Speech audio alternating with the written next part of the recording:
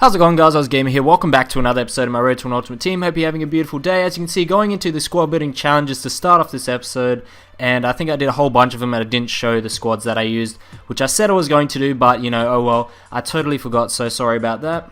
Going into the packs, we got a bronze gift pack because this was from the web app. I think this is when the web app was still giving out gifts, and we got the foot draft token from the standard edition of foot that I bought. Anyway, we got a few packs from the squad building challenges. I think we got 3 prime gold player packs, and they didn't really give me anything amazing, which is a bit unfortunate. I mean, we got some good leagues and stuff. We got Tar, we got Niang as well, which was a duplicate because we already have him in a Serie A squad.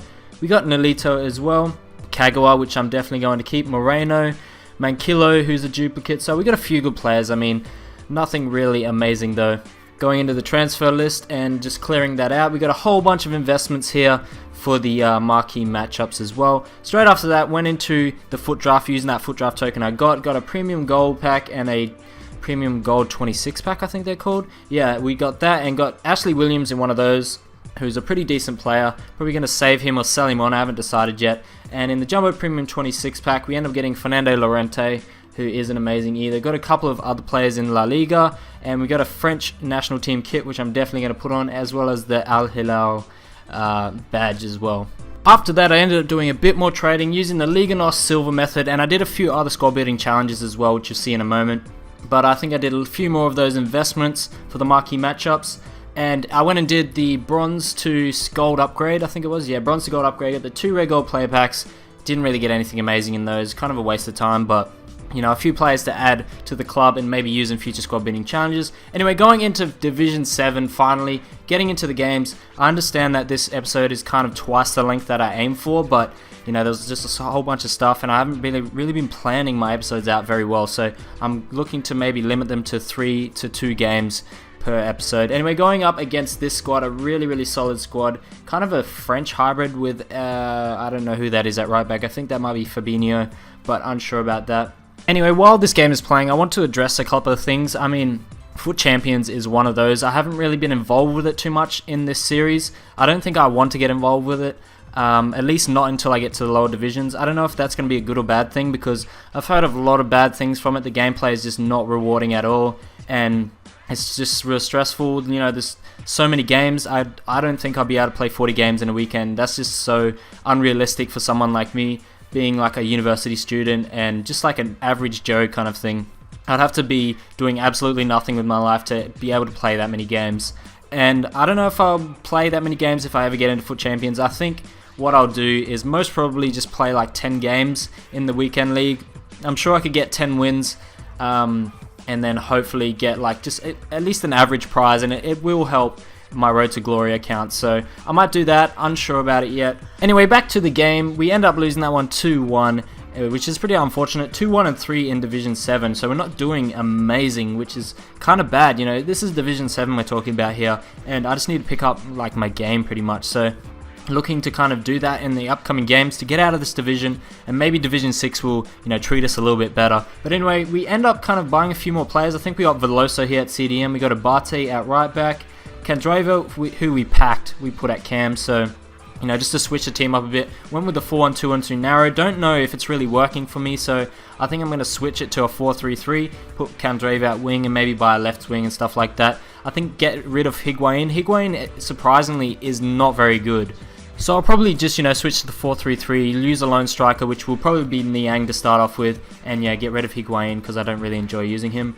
The second thing I wanted to talk about is like your opinion on whether I should start doing Foot Champions now or should I wait later. I think like with Foot Champions, a lot of the kind of not as good players would be playing now. They'd be experiencing it now, and then I think they would get sick of it eventually. And when I want to go into it, which is when I get to Division 1, which I don't know when this is going to happen, I think a lot of the bad players are going to be out of the Foot Champions, so I'm going to be coming up against really determined, really good players. So I don't really know if I'm going to succeed kind of thing, so leave a comment on what your opinion is. Should I start Foot Champions? Have you played Foot Champions yet?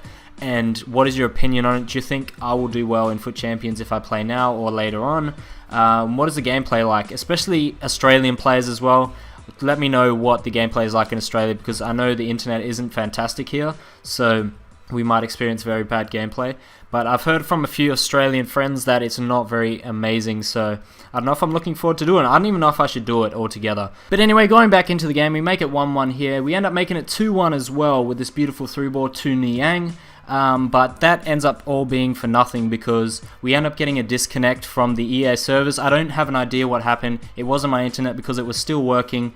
A lot of people have been having troubles with it, so maybe it was just my turn. I don't think I've had a disconnect yet, and this is the first one, so that makes it 2 losses in this episode. Not really what I was looking for because I was winning. I was just about to finish that game, and I ended up getting the loss for it, so really unfortunate.